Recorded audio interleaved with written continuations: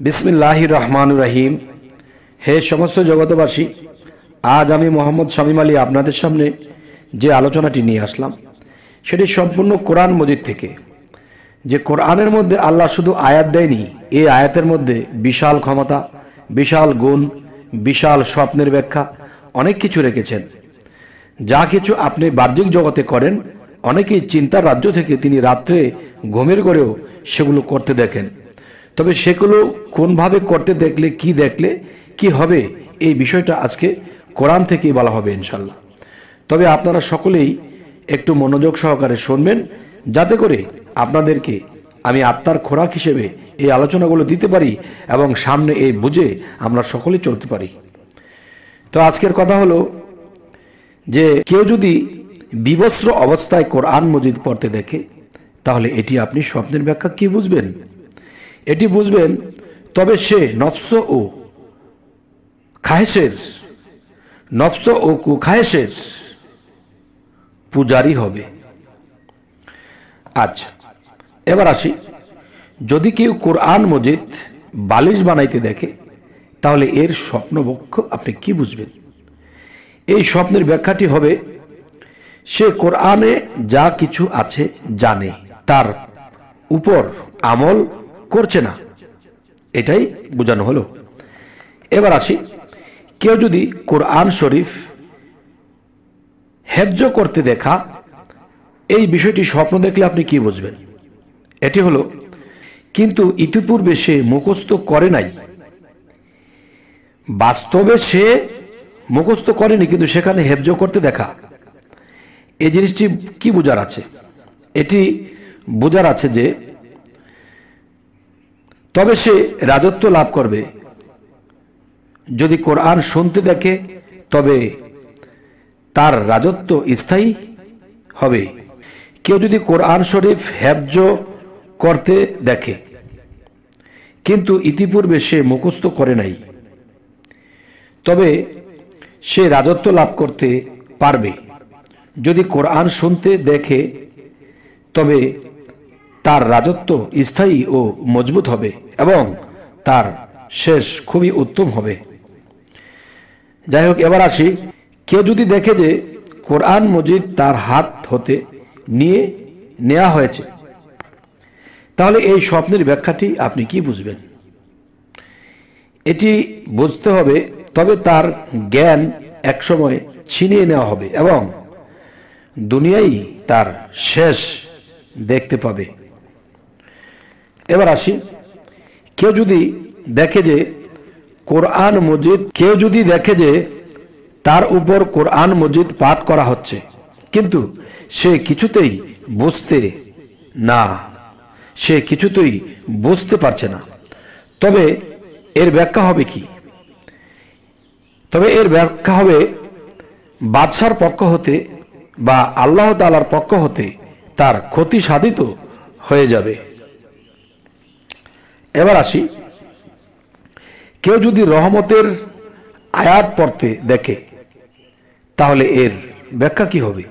এর ব্যাখ্যা হবে, আর শাস্তির আয়াত পর্যন্ত পৌঁছা মাত্রই তার জন্য কোরআন পড়া কঠিন হইয়া দাঁড়ায়, তবে দুঃখ দুশ্চিন্তা দূর হবে এবং স্বাচ্ছন্দ্য লাভ করবে।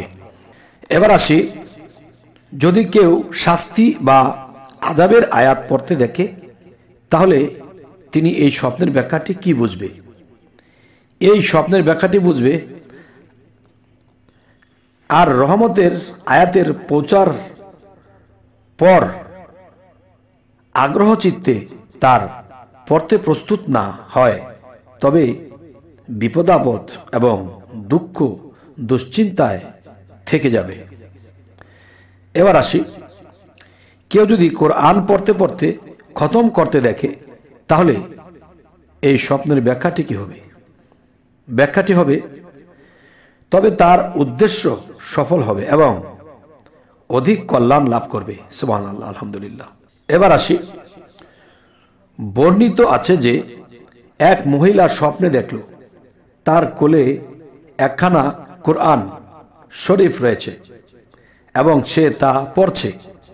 তার দুইটি মুরগির বাচ্চা আসিয়া সমস্ত লেখাগুলি কুড়াইয়া খেয়ে ফেলেছে,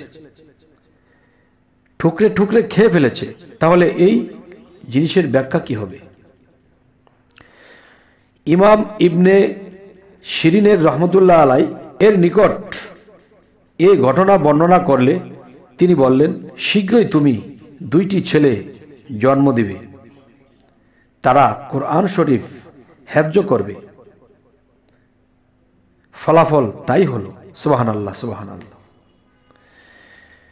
আচ্ছা, তো এবার আসি।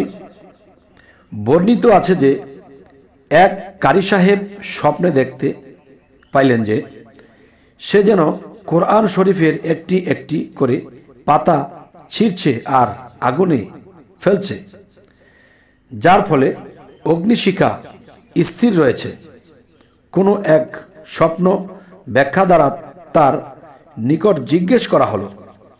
তিনি বললেন, শীঘ্রই বাদশার পক্ষ হতে এক বিরাট ফিতনা ফাসাদ দেখা দিবে এবং তোমার ফলাফল তাই হলো। তাহা তিনি বর্ণনা করেছিলেন। আচ্ছা, এবার আসি।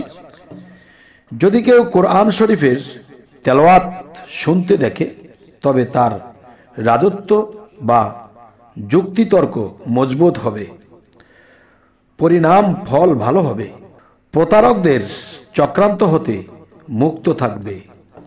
এবার আসি যে কেউ যদি সূরা আল ফিল পড়তে দেখে, দুশমনদের বিরুদ্ধে তাকে সাহায্য করা হবে এবং তার হতে ইসলামের বিজয় অর্জিত হবে। সুবহানাল্লাহ, আলহামদুলিল্লাহ। এবার আসি, কেউ যদি সূরা আল কাউসার পড়তে দেখবে, তাহলে এর স্বপ্নের ব্যাখ্যাটি কি হবে? এই ব্যাখ্যাটি হবে, আখিরাতে তার অধিক কল্যাণ লাভ হবে। সুবহানাল্লাহ, আলহামদুলিল্লাহ। এবার আসি, কেউ যদি সূরা তাব্বাত ইয়াদা পড়তে দেখবে, কোনো মুনাফিক তার ক্রোটি অন্বেষণ এবং শত্রুতার জন্য কোমর বেঁধে লাগবে, কিন্তু অবশেষে আল্লাহ তাআলা তাদের ধ্বংস করে দিবেন, আগে তাদের কোমর ভেঙে দিবেন। তবে হে সমস্ত জগতবাসী, এই কোরআন মজিদের আয়াতসমূহ যদি কেউ স্বপ্নে দেখে, স্বপ্নে দেখলেই যে ভালো তা নয়, খারাপ দেখবে খারাপ হবে তাও নয়। এখানে মূল বিষয় হবে যে কোন আয়াতটির মধ্যে কি লেখা আছে, তার উপরে নির্ভর করবে আপনার স্বপ্নের ব্যাখ্যা। তবে যাই হোক, আজকে যে আলোচনা করা হলো, যদি আপনাদের ভালো লাগে অবশ্যই সাবস্ক্রাইব করে নেবেন এবং পরবর্তীতে যেন ভালো আলোচনা এনে দিতে পারি। তো সকলেই ভালো থাকবেন। আল্লাহ হাফিজ।